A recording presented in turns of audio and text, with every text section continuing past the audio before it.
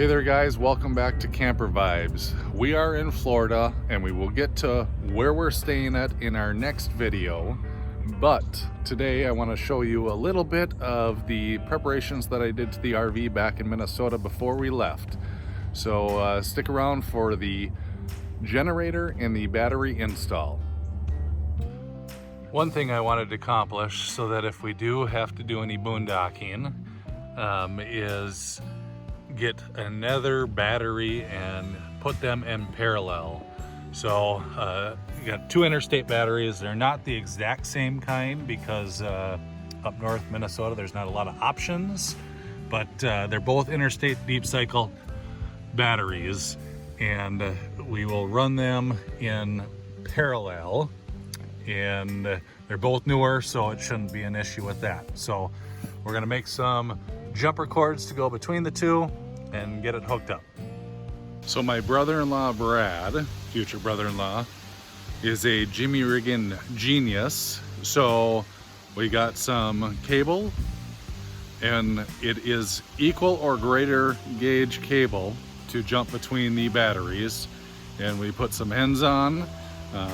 They've got a little solder inside so it melts right to the wire and hopefully makes it waterproof.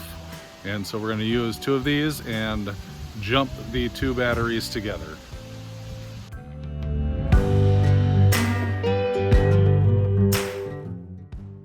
So we got both cables done, both soldered on, and they only had red cable, so I taped a little black tape around to know which one is negative, just in case Michelle or one of the kids ever need to do anything with the batteries.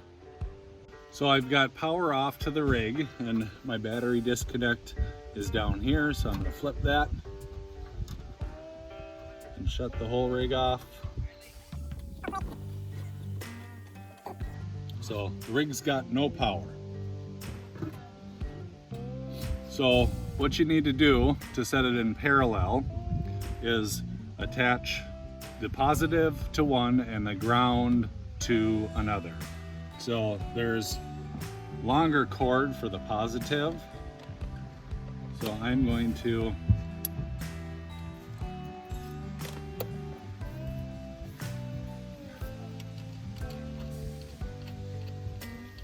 remove the positive and put it on this battery over here.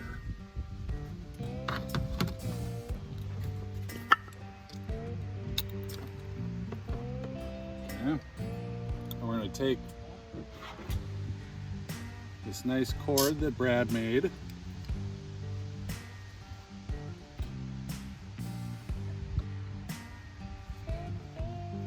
we're going to put the positive over here. Turn it around here.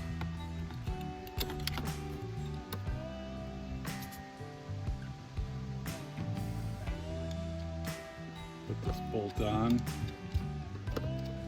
Hold it there, and put the other positive on this side. Put the bolt there.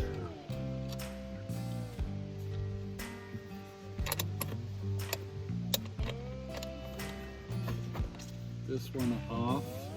Don't need to remove this ground, but we need to add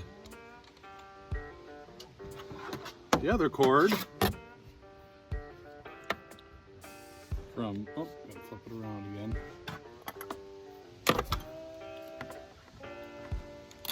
This ground, and grab the bolt.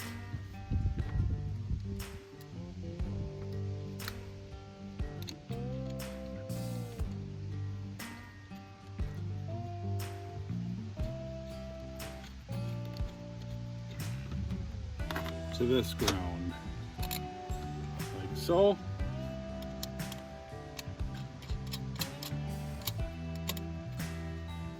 Now theoretically they should be in parallel.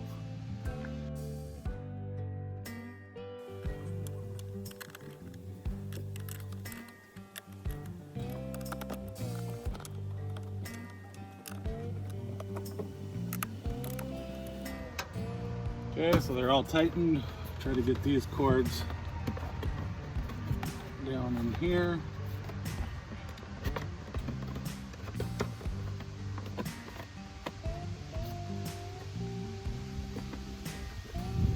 So cords come out through there. Now we'll turn the battery on and hope for the best.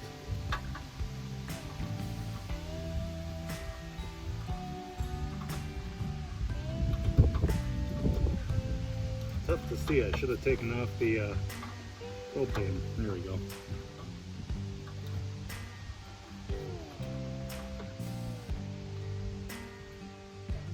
Okay, should be on.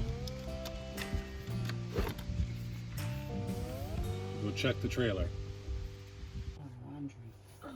So, battery's on, lights are on, radio's on and reset. I think it's working.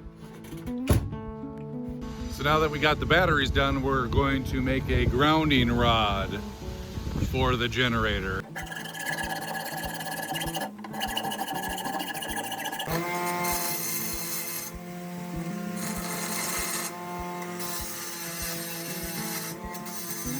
We've got the grounding rod cut, Brad sharpened the end, so it's nice and pretty, ready to test it out. So here is the new generator. It is A-iPower. It's a 2000 starting watt inverter generator. So it's got 1600 running watts, 2000 starting watts. So it's kind of very similar to a Honda. Might even call it a Honda clone. But I didn't feel like spending $1,000 on a generator that, you know, who knows how much we're going to be using it.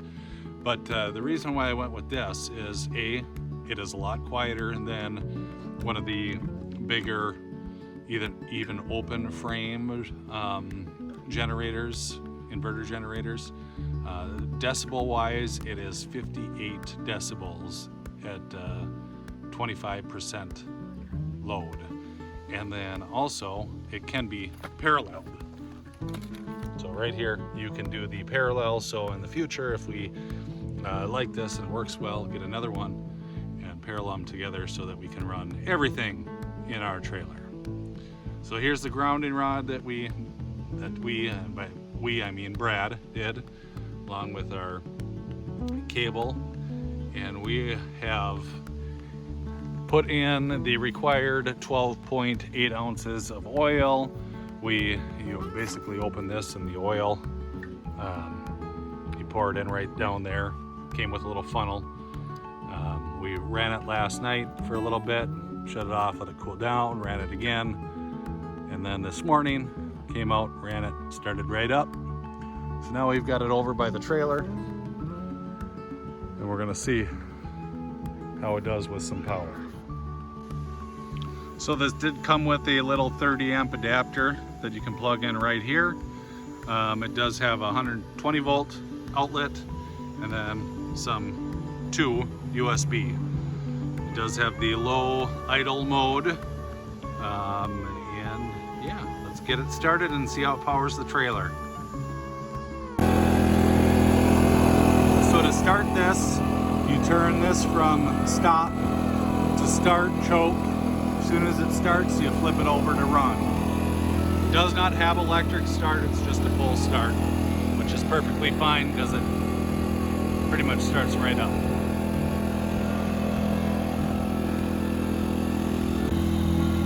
So now I'm standing about 5 feet away.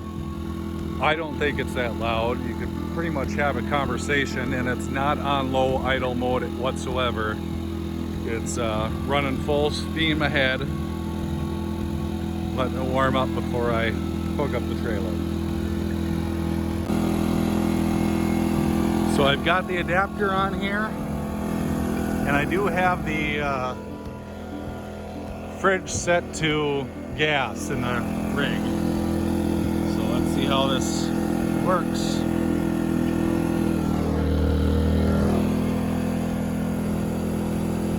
Plugged in.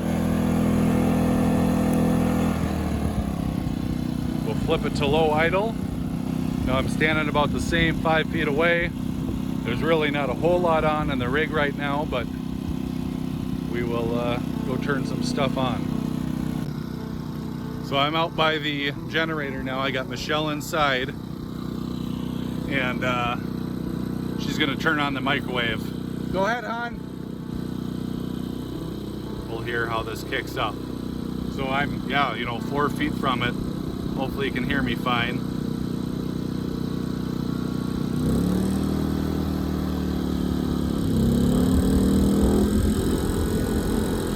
So there it's kicking up. I've got no overload alerts or anything with the microwave, and that's probably the most powerful thing that we would be using boondocking. So I think it'll work well. I'll give you a review later down the road. Generator's been running for just over an hour and 45 minutes. We're really only down about a quarter of a tank on the gas gauge.